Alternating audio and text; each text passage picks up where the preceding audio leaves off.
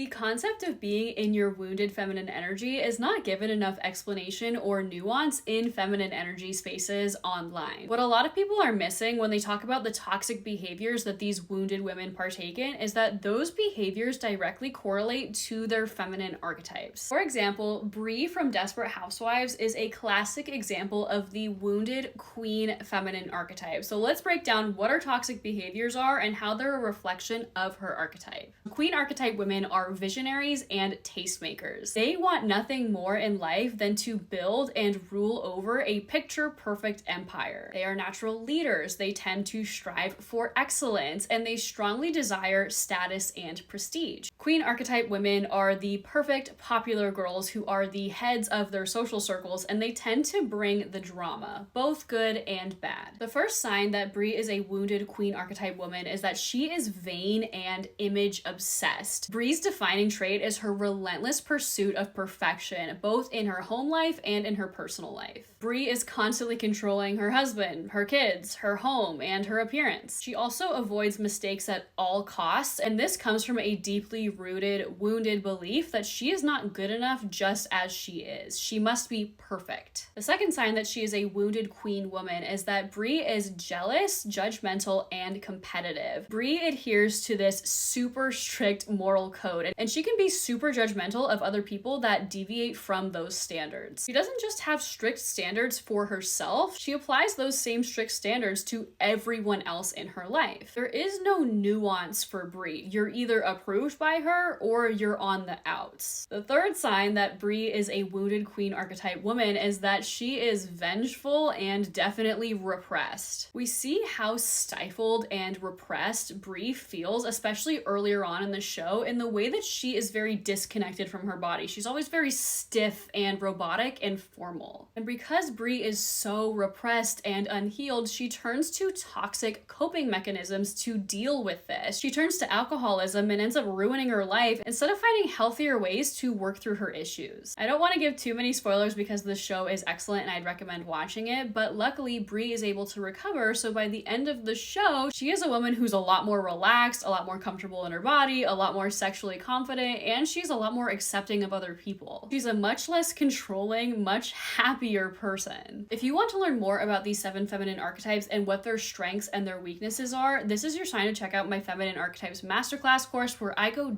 deep into every single thing that you need to know about the archetype and what kind of inner work you need to do in order to become a healthier, more balanced version of yourself. So if you're interested, you can find that course on my website, thedreamgirlacademy.com, or at the links in my bio. I would love to see